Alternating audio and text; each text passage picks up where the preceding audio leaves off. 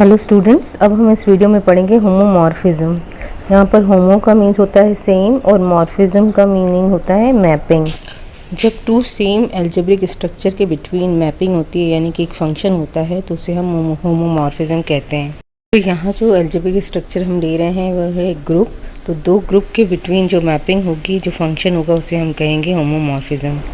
Late G1O and G2 star be two groups, then a function or mapping G1 to G2 will be known as homomorphism if f of a o b equals to f of a star f of b for all a comma b belongs to G1।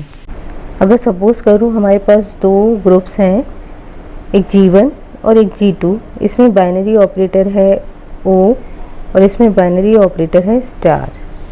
तो इस G के elements जो हैं वो map कर रहे होंगे G2 के एलिमेंट्स में। इस टाइप से मैपिंग हो रही होगी कि जब हम f of a o b करें तो वो किसके इक्वल होगा, f a star f b के for all a comma b belongs to G1। तो अगर ये कंडीशन ट्रू हो जाती है, यहाँ पर a और b किससे बिलोंग करते हैं, G1 ग्रुप से, और f a और f b किसके एलिमेंट्स हैं, G2 ग्रुप के। तो अगर हम ए बी पर G1 के एलिमेंट पे फंक्शन परफॉर्म करते हैं तो उसकी वैल्यू किसके इक्वल आनी चाहिए, G2 के एलिमेंट्स के बाइनरी ऑपरेटर परफॉर्म करने के बाद। तो अगर ये कंडीशन ट्रू हो जाती है तो उस केस में हम कहेंगे कि जो f है यानी कि जो मैपिंग है या कह सकते हो फंक्शन है वो होमोमॉर्फिज्म है। तो हमारे पास एक क्वेश्चन है, let z be a group of integer under plus and g equals to 2 to the power n and n belongs to z group under multiplication. तो एक मैपिंग दी हुई है from z to g and fn equals to 2 to the power n for all n belongs to z। Show that it is homomorphism और not. हमें यहाँ पर दो ग्रुप दिए हुए हैं, एक z और एक g। z क्या है, सेट ऑफ इंटीजर्स है अंडर एडिशन ऑपरेटर, और जो g है वो 2 की पावर n के फॉर्म में है, उसके एलिमेंट्स जो है वो 2 के पावर n के फॉर्म में है और n जो है वो z से बिलोंग करता है। ये जो ग्रुप है वो मल्टीप्लिकेशन से एसोसिएटेड है। तो हमें शो करना है ये जो मैपिंग होगी z से g के लिए वो होमोमॉर्फिज्म है कि नहीं है।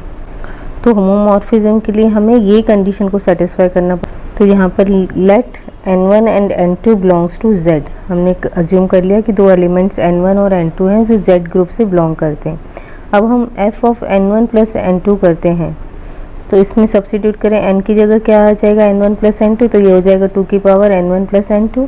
इसको हमें कैसे लिख सकते हैं, 2 to the power n1 into 2 to the power n2, क्योंकि इसे हम ऐसे भी सेपरेट करके लिख सकते हैं। और 2 की पावर n1 मतलब क्या होगा, fn1, और 2 की पावर n2 मतलब क्या होगा, fn2। तो यहाँ पर ये कंडीशन ट्रू हो गई। तो यहाँ पर क्या हुआ, n1 और n2 क्या थे, एलिमेंट्स ऑफ z थे, उन पे प्लस ऑपरेशन परफॉर्म करके जब फंक्शन परफॉर्म किया जाएगा तो उनकी जो वैल्यू आएगी वो इक्वल आएगी fn1 इंटू fn2, यानी fn1 और fn2 जो कि G2 के एलिमेंट्स हैं उनका मल्टीप्लिकेशन करने पे। तो ये प्रॉपर्टी सेटिस्फाई हो गई। Therefore the function fulfils the condition of homomorphism. ये जो फंक्शन है वो होमोमॉर्फिज्म है। सेकंड क्वेश्चन है कि हमारे पास एक पॉजिटिव रियल नंबर्स का ग्रुप है अंडर मल्टीप्लिकेशन ऑपरेशन और एक रियल नंबर्स का ग्रुप है अंडर एडिशन ऑपरेशन। तो अगर एक फंक्शन बनाया जाए r प्लस टू r और f x equals to ln x है तो show whether it is homomorphism और नॉट। तो यहाँ भी हम क्या करेंगे, जो लेफ्ट हैंड साइड ग्रुप होता है मैपिंग के उसके एलिमेंट्स लेते हैं। तो let x comma y belongs to r plus, अब इस r प्लस के साथ क्या है, मल्टीप्लिकेशन ऑपरेशन, तो हम लिखेंगे एफ एक्स इंटू वाई, और एफ एक्स इंटू वाई मतलब इस x की जगह क्या आ जाएगा, x इंटू वाई। तो ये हो जाएगा, क्या हो जाएगा, ln एक्स वाई। जब यहाँ पर x था तो यहाँ ln x था, यहाँ पर x इंटू वाई हो जाएगा तो यहाँ एक्स वाई आ जाएगा। log एक्स वाई को हम कैसे लिख सकते हैं, log x plus log y, और log x मीन्स क्या हो जाएगा, एफ एक्स, और log y मतलब क्या हो जाएगा, एफ वाई।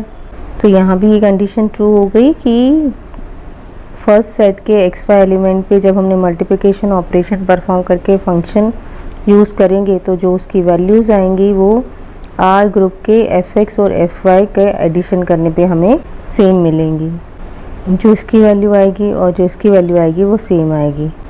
तो ये जो फंक्शन गिवन है वो एक होमोमॉर्फिज्म है।